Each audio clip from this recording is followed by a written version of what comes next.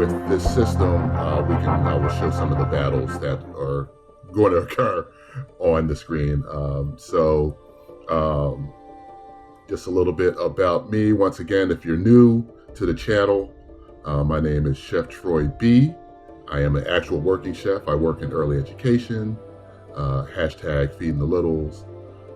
Been gaming for quite some time. Took a little break for a long time. I started off with the classic, I guess they call it second edition or Advanced Dungeons and Dragons, and I played that for a long time during high school, back before the interweb was created. Now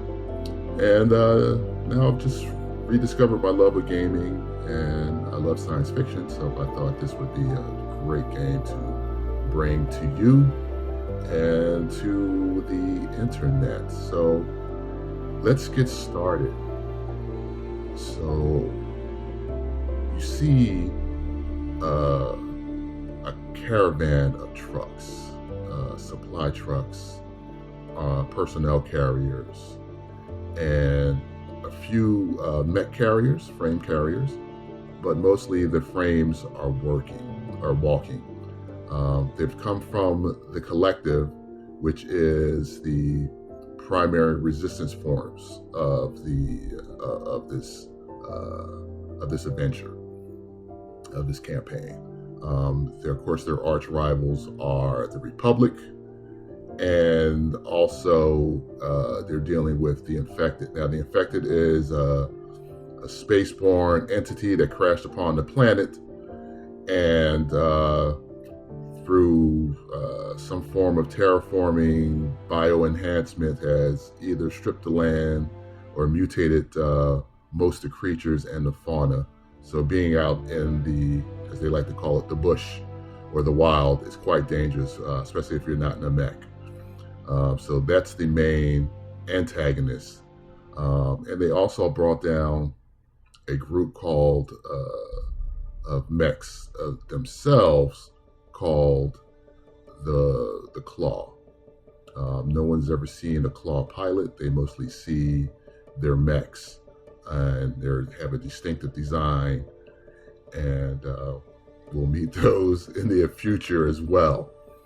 So you see this trundle of this cascade, this cornucopia of mechs and civilians and soldiers who couldn't become aces, but are very critical to the day-to-day operations of this new base, which I haven't come up with a name with. So if you can help me with that, that'll be fantastic. You just leave a comment down in the comment section there.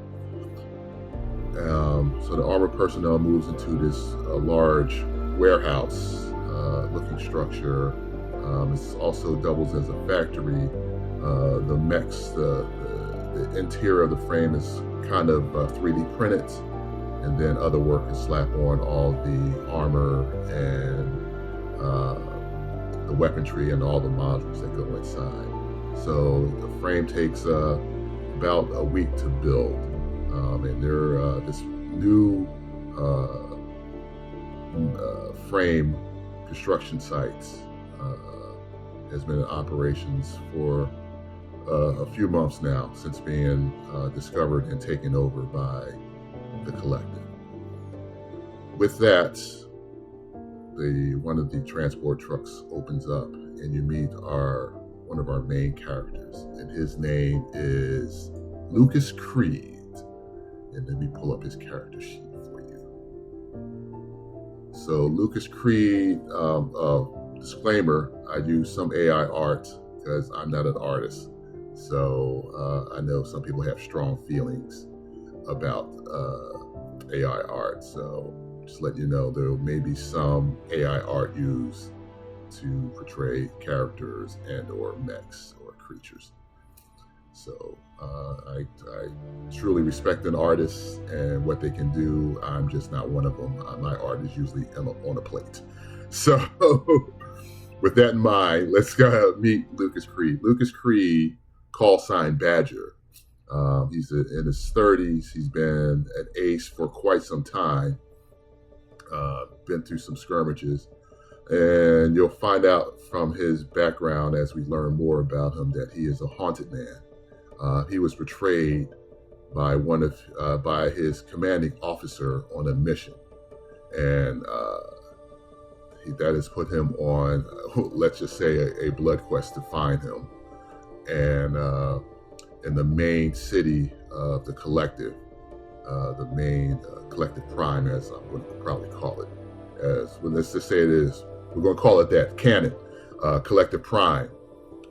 He would sneak out and just go on these solo missions to the site of the incident and try to find a clue to where to find his betrayer. So as he steps out, and he is a sergeant, he is a sergeant. So Sergeant Creed comes out and looks like a private comes to him. He says, "Sergeant, you're been summoned to the commanding officer's office. He wants to see you immediately. We'll take care of your bags and get you squared away." So Lucas looks around and sees a bunch of other civilians, some workers, some other soldiers, kind of link up in this large meeting area. And you hear over the loudspeaker where they should be reporting to and who they should be reporting to, and the mechs are being escorted into the hangar and to get a once-over and relieve their pilots, their aces as well. So as we go, and Lucas is escorted to the commanding officer's quarters or office, he knocks on the door, and you hear, "Enter!" And he steps in. "Sergeant Creed, reporting as ordered, sir." At ease, soldier. Have a seat, the commander says. "I am Commander Walker, and I am your commanding officer. And I want to welcome you personally to your new home. And we hope that this will be a fresh start for you, a new beginning. I've read your file. I've downloaded your records and your after action plan. And you survived a great betrayal. And I know that it's eating you up to not be able to find the betrayer. We'll be looking for him too. And we weeded out several other betrayers in the collective, and they've been handled appropriately. But yes, we lost the captain. We didn't know. We didn't know he was feeding information. And it was totally an ambush that set you up. And that could change. And I know you lost some friends and some good men out there, but your solo vendetta is not more important than what we have going on right now. Do you understand me, Sergeant? Yes, Sergeant, I understand you. I'm here to serve and to be of help in any way possible. But you must understand, I have to find the captain. It's personal. Where your personal feelings does not countermand what we have going on here. Do you understand? So there'll be no late night runs. There'll be no taking your mech out to work out some kink that you may have found in it, some glitch. There'll be no more of that. Do you understand me? Sir, I understand you. Good. So let me get to the point of this whole conversation and why you've been reassigned here. We need you. As you can see that the war is kind of at a stalemate. And although the collective is surviving and we're doing quite well, seems like our people are defecting by the hundreds each day. and collective crime is becoming overcrowded. And so we were fortunate that one of our scouting parties found this location, and we can start anew. As you can see, we're still fairly rough, but we're cranking out frames as fast as we can. The hydroponic farm is up and running and starting to feed the people. We even have some livestock that hasn't been affected by the infection, and they're starting to feed the people here. But beyond that, it's time for a new division to be created. Now, in Apocalypse Frame, there's 3 divisions, and I have the book here, so I'm just going to read directly from the book. Let me find the page. So we have the divisions are the Sword, trained soldiers for surveillance and eliminating threats posed by infantry and enemy frames. The Arrow undertakes risky operations, quick strikes, and eliminating large and unusual threats. And the Shield deals with intelligence gathering and internal security concerns. And each of them have their own specific mechs or frames. I keep calling them mechs, but frames and mechs are the same thing. But in the expansion, which is called Infected World, which we'll be playing from as well, they created a new division called the Spear. Now, this is only a PDF, that's why I have this printout here. So excuse me while I find the page here. So the Spear is a new division. It represents soldiers, scouts, and explorers tasked to map the altered landscape, expand the collective's intel and sensor network, and scout out opportunities for diplomacy and expansion. So we've created the Spear, and you're going to be part of the first aces of this new division. And your primary goal is to explore and to gather intelligence so we can expand. As the higher ups like to say, it's time to push back the horizon. Yes, we're surviving, but it's time to start living. So we need new spaces, we need to know what's out there, and we need you to be in charge of our first squad. Do you understand me, Lieutenant? Lucas looks up and says, Lieutenant, I'm a sergeant. Not anymore. I've been authorized to give you a field commission of lieutenant. Do you accept that? As the commanding officer opens the case with the bars of his new position. He says, Sir, I'm not ready to lead. He says, no one is ready to lead, but I know that you'll be okay. And you will be a fine squad leader, and you will bring great honor to this new division. Just remember, personal vendettas have no business in the collective right now. It is time to move forward and let things happen. The good news is that we have a couple of people who are crazy enough to join you in this new beginning. And there's a knock at the door, and this woman walks in. Her name is Astra Cade, call sign Coyote. She's about 60 days out of boot camp, but she is a crack shot, and I think she'll be a fine complement to your squad.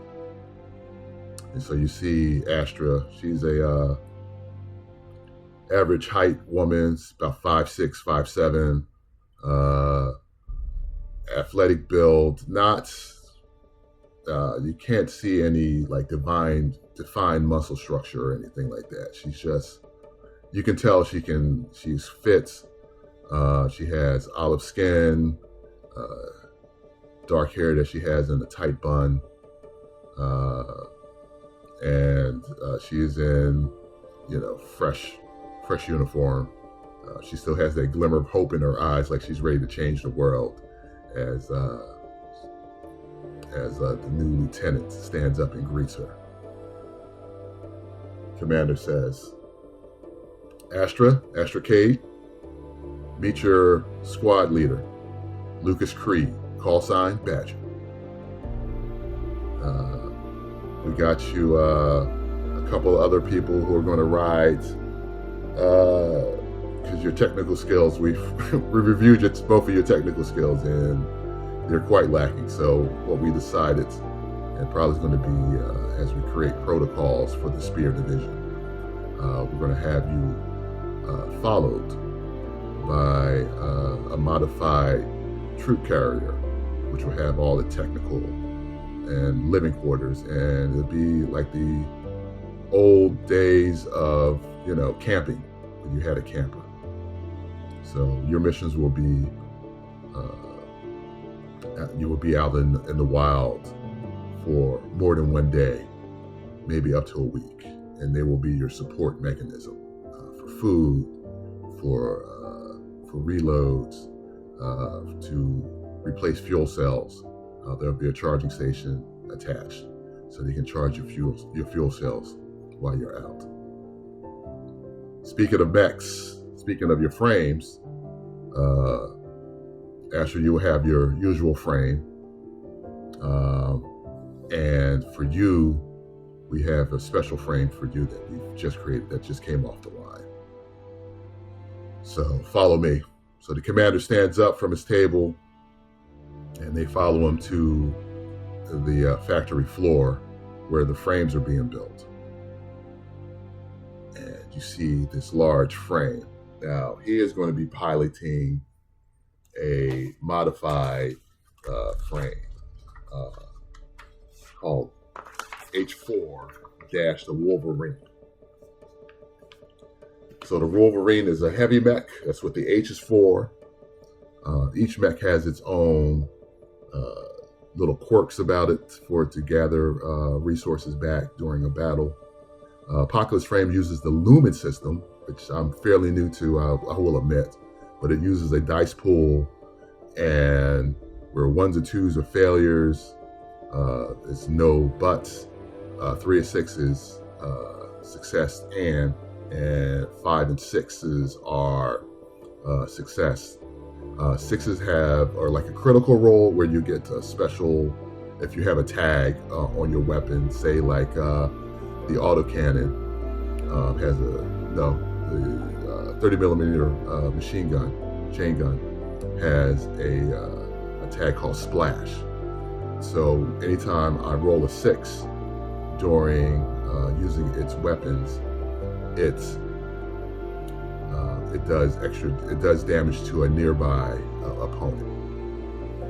So each weapon has a certain tag that it can either be affected by rolling a 6, or it just affects the way the mech may handle it. So let's go over some of the stats of our aces. So you can see there's drive. Drive represents their confidence. I'll just read from the book, so we won't be making up stuff. So it's your aces: forcefulness and directness. Drive actions are sweeping and powerful. So there's speed. Your aces: quickness and reactivity. Speed actions are reflective and immediate. And control. Your aces: expertise and skill. Controls are technical and deliberate. So as you can see, I have for Astra, we have, she's fairly new, so her drive is 1. She's a little, she's still trying to find her legs, so to speak, her confidence. She is quite quick, being so young, and her control, she is more of a sharpshooter, and her mech will reflect that. is awesome.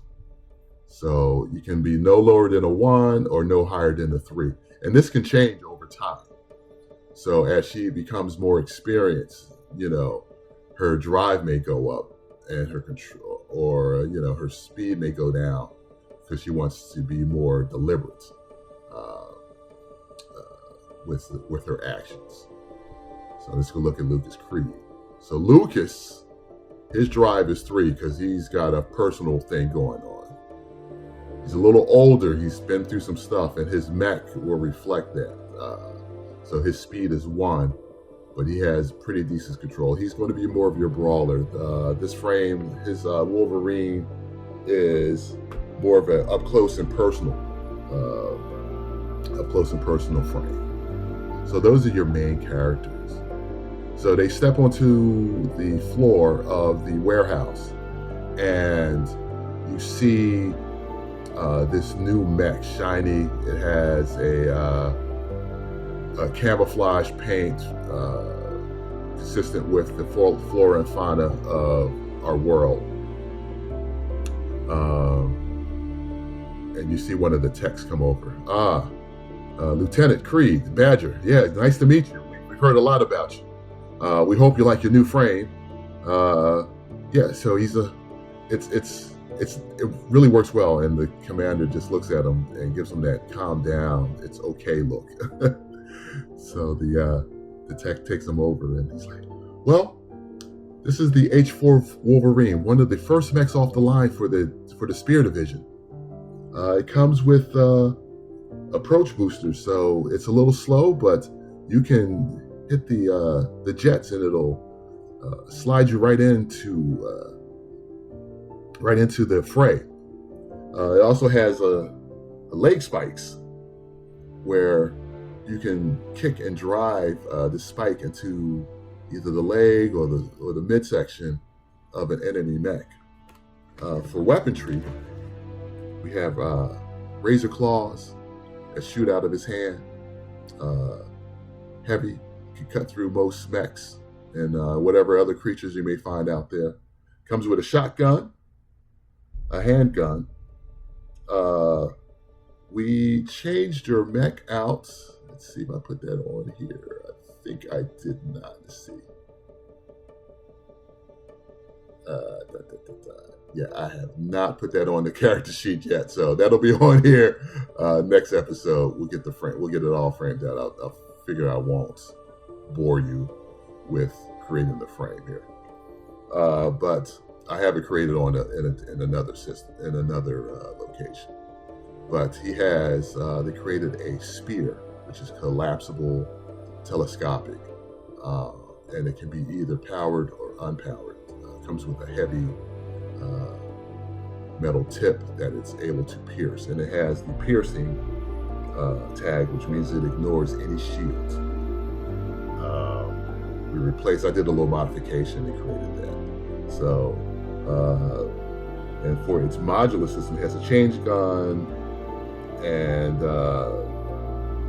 it also uses the spear as part of the modular system. So, in this game, you have your primary weapons, which are the razor claw and the shotgun. Now, the shotgun has a couple tags called splash and piercing, where it ignores the shield. And splash, it means it can do 1 harm to a nearby enemy frame when I roll a 6. So that's how the tags work. Some of the tags, like for the razor claw, it has critical plus 1 harm when my vigor, which is here. Vigor is your hit points, so to speak, for your frame. So let's go to, so you can see he has a heavy machine now, a heavy frame. So what we have here is your drive plus your vigor resources, which is part of the frame. Gives you the 12, the speed, gives you the tension plus its resources, and the control plus its fuel resources gives you the fuel. Now, tension can be used to either re-roll dice or take another action. So there is some resource management in here. So his tension is low. So he does more decisive things, as I kind of interpreted things. Where on Astra's, she has a tension of 5, which means she can do up to 5 re-rolls, and I can do this all on their turn. So they can do, she can re-roll or take extra turns. Now, fuel is what powers your modules. So when I want to use, say, the chain gun, I have to spend a fuel to do that.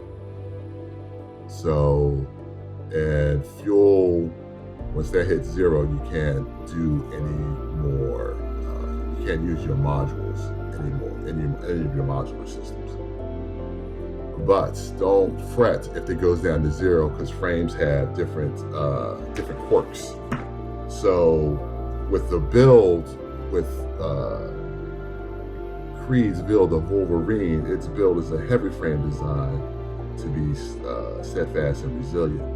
Before rolling drops, which you get from destroying enemy frames, I always regain two vigor every turn. So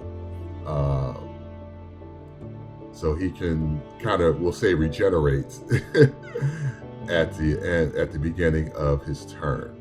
Where with her frame, and let me see if I can just call one out on here. I think her frame is light, if I remember.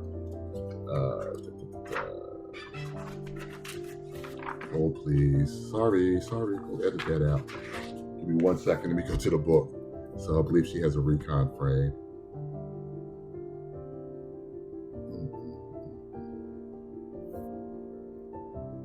So she has a medium build frame, and I'll put that up on next week. So I'll show that next week. Next time we play, not next week. Her medium frame is well balanced for speed. So before rolling drop, she regains 1 vigor and 1 tension. So she can keep going. So it's kind of arcadish, where when you destroy enemy mech, it drops things. So it can be vigor, fuel, tension, and you can gather those things and spread them among the different frames. So you don't have to worry about running out of fuel or running out of tension after a battle, because you can just replenish your supply. So that's pretty much how that's going to go. I just wanted to introduce the characters. Next time we play, we'll get on that first sortie. And I thank you for playing. And next week I keep saying next week. Next time we're here, we will do our first sortie, and I will make my first snack for y'all for gaming.